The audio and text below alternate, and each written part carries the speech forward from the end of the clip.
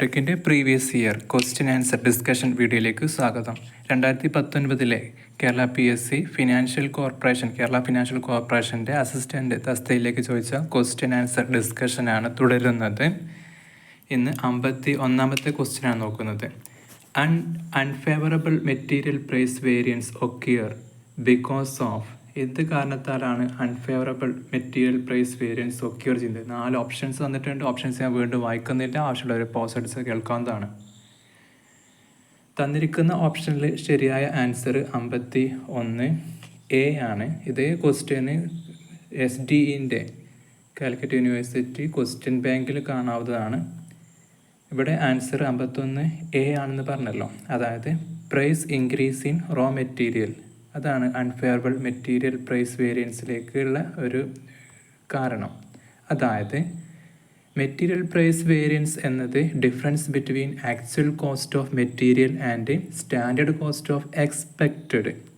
അതുകൊണ്ട് തന്നെ actual cost greater than standard cost variance എന്താവും? അൺഫേവറബിൾ ആവും. കാരണം കമ്പനി സ്പെൻഡ് മോർ, അല്ലെങ്കിൽ അവർ വിചാരിച്ചതിനേക്കാൾ കൂടുതൽ കമ്പനി സ്പെൻഡ് ചെയ്യേണ്ട ഒരു ആവശ്യം വരും. അതുകൊണ്ടാണ് ഇവിടെ price increase in raw material എന്ന് പറയാൻ കാരണം. 52ാമത്തെ question, who introduce the concept of management by objectives MBO എന്ന കൺസെപ്റ്റ് ഇൻട്രൊഡ്യൂസ് ചെയ്തത് ആരാണെന്ന ക്വസ്റ്റ്യന്.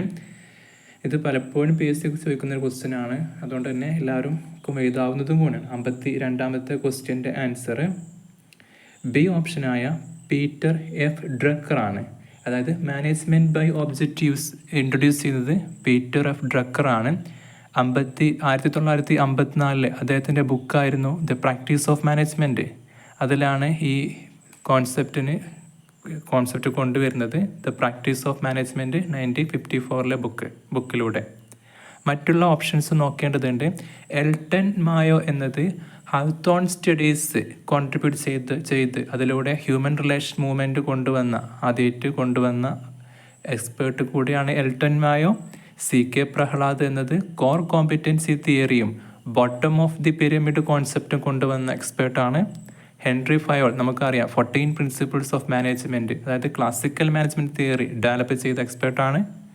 അടുത്ത ക്വസ്റ്റ്യൻ നോക്കാം. 53.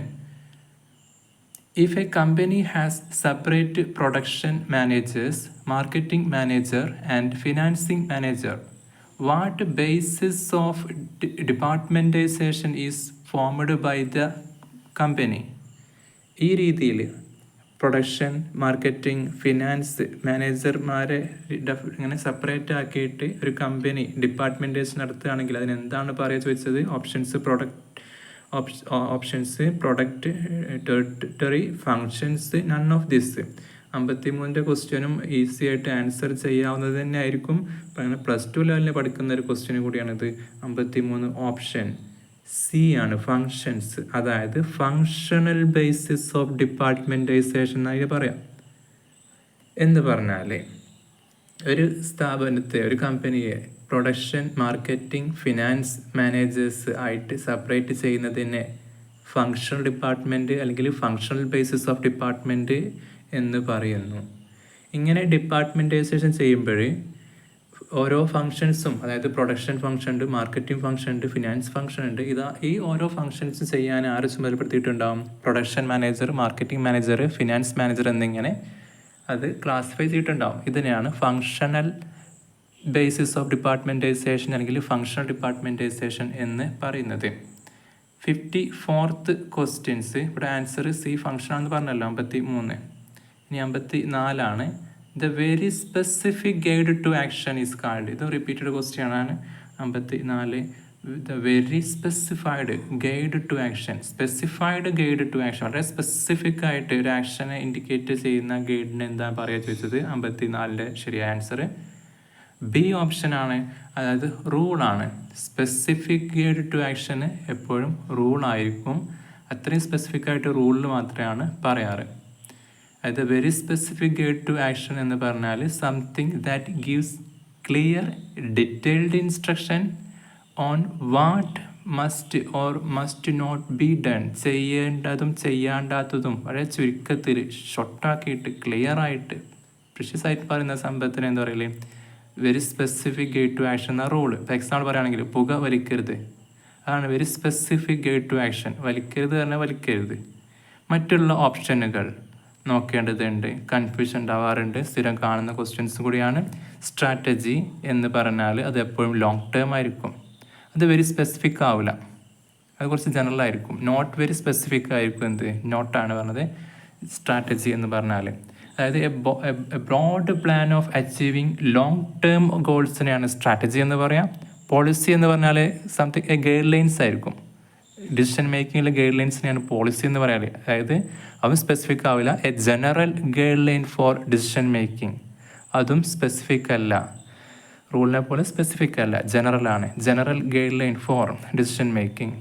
പ്രൊസീജിയർ എന്ന് പറഞ്ഞാൽ ഇതിന് പ്രൊസീജിയർ ഉണ്ട്, ഇതിന് പ്രൊസീജിയർ പാലിക്കേണ്ടതുണ്ടെന്നൊക്കെ പറഞ്ഞാൽ അതിന് സീക്വൻസ് ഉണ്ട്, ഒരു ഓർഡർ ഉണ്ട്, സ്റ്റെപ്സ് ഉണ്ട്.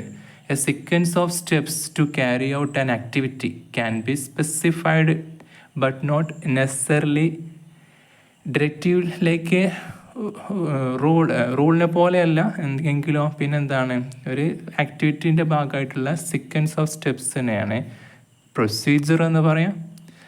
റൂൾ എന്ന് പറഞ്ഞാൽ നമ്മൾ പറഞ്ഞു സ്പെസിഫിക് ഗൈഡ് ടു ആക്ഷനെയാണത്, ക്ലിയർലി സ്റ്റേറ്റിംഗ് ആയ ആ സ്പെസിഫിക് ഗൈഡിനെയാണ് റൂൾ എന്ന് പറയാം.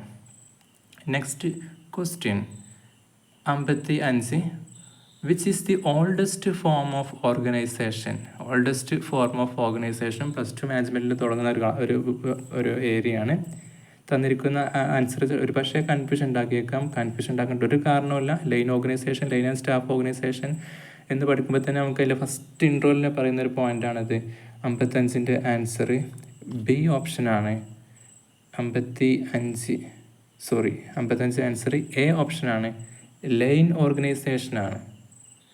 അതായത് ഓൾഡസ്റ്റ് ഫോം ഓഫ് ഓർഗനൈസേഷനാണെന്ത്, ലൈൻ ഓർഗനൈസേഷൻ. അതിനെ സ്കാലർ ഓർഗനൈസേഷൻ എന്നും മിലിറ്ററി ഓർഗനൈസേഷനും എന്നും പറയാറുണ്ട്. Simplest and oldest form of organisation സ്ട്രക്ചറാണ് ലൈൻ ഓർഗനൈസേഷൻ.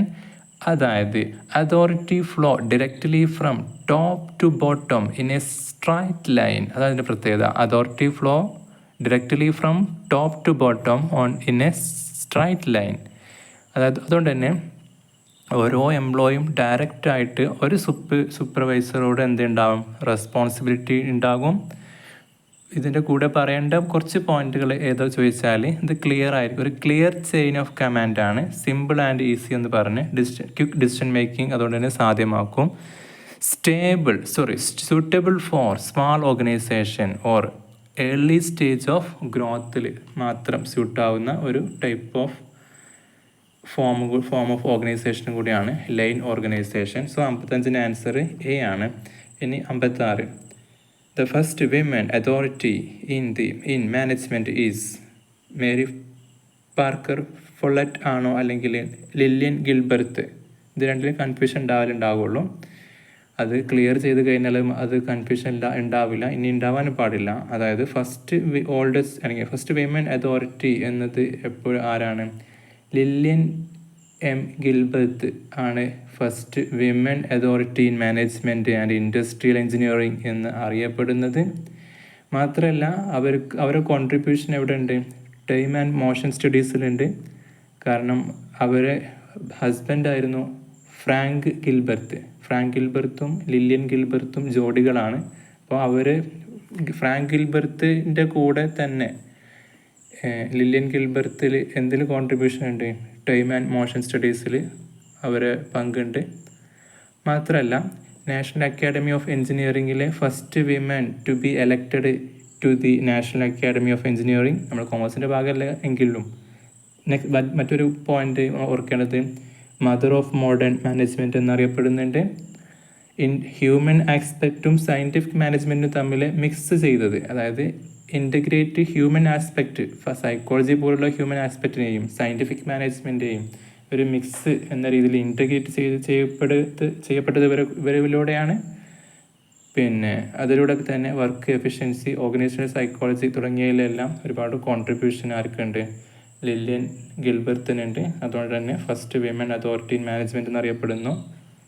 നെക്സ്റ്റ് ക്വസ്റ്റ്യൻ 57 ആണ്. Select one from the several alternative is called. ഒരുപാടെണ്ണത്തിന് ഒന്നിനെ സെലക്ട് ചെയ്യുന്നതിനാണ് ഇത് പറയല്. പ്രത്യേകിച്ച് പഠിക്കേണ്ട കാര്യമൊന്നുമില്ല ആൻസർ ചെയ്യാൻ. 57ൻ്റെ ആൻസർ ഓപ്ഷൻ ബി ആണ്, ഡിസിഷൻ മേക്കിംഗ് ആണ് അല്ലേ. Selecting one option from several alternatives is the essence of decision making. അതിനെല്ലാം ഡിസിഷൻ മേക്കിംഗ് എന്ന് പറയാം. ഒരു ഓപ്റ്റ് ചെയ്യുന്നതിന്, തിരഞ്ഞെടുക്കുന്നതിന്, തീരുമാനിക്കുന്നതിന്. അതായത് ഒരുപാട് കോഴ്സ് ഓഫ് ആക്ഷനിൽ ഡിഫറെൻറ്റ് പോസിബിലിറ്റീസിൽ ഏറ്റവും ബെസ്റ്റ് ഓപ്റ്റ് ചെയ്യുന്നതാണ് ഡിസിഷൻ മേക്കിംഗ് എന്ന് പറയാം. ഇതിൻ്റെ കൂടെ തന്നെ മറ്റ് ഓപ്ഷൻസ് പറയേണ്ടതുണ്ട്. ഫോർകാസ്റ്റിംഗ് എന്ന് പറഞ്ഞാൽ പ്രിഡിക്ഷനാണ്, predicting future trend, predicting future outcomes. Planning എന്ന് പറയുമ്പോൾ എന്താണ്, സെറ്റിംഗ് ഒബ്ജക്റ്റീവ്സ് ആണ്, setting objectives and outline to achieve them. പിന്നെ ഡയറക്റ്റിംഗ് എന്നത് ഗൈഡിങ് ആൻഡ് സൂപ്പർവൈസിങ് ആണ്. ഗൈഡിങ് ആൻഡ് സൂപ്പർവൈസിങ്ങിനെയാണ് എന്ത് പറയല്ലേ, ഡയറക്റ്റിംഗ് എന്ന് പറയാം. Okay, next question.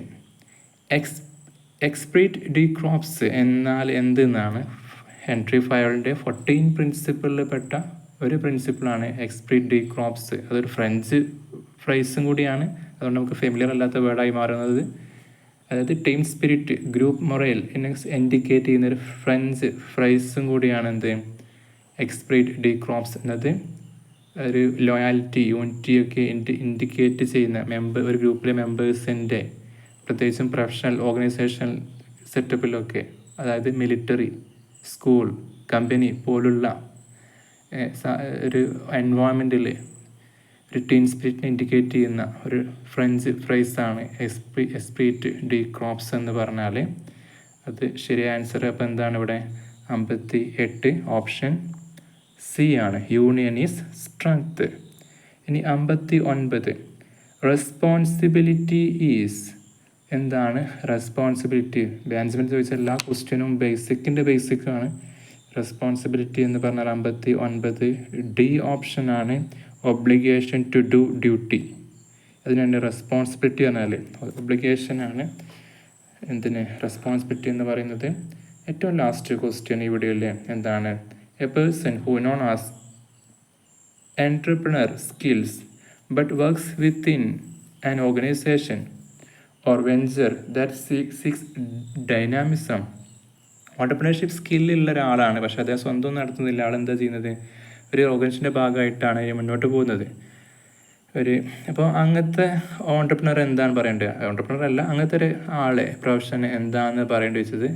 അതിൻ്റെ ശരിയായ ആൻസർ 60 ബി ആണ്, ഇൻട്രപ്രണറാണ്. അത് ആൻസർ മാറിപ്പോയത്. സാമ്യമുള്ള ഒരുപാട് വേർഡുകളുണ്ട്.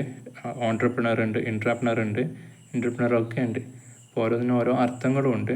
ഓണ്ടർപ്രണർഷിപ്പ് EDയിൽ പഠിച്ചിട്ടുണ്ടാകാം, ഡീറ്റെയിൽ ആയി പറയുന്നില്ല. Okay, thanks for watching.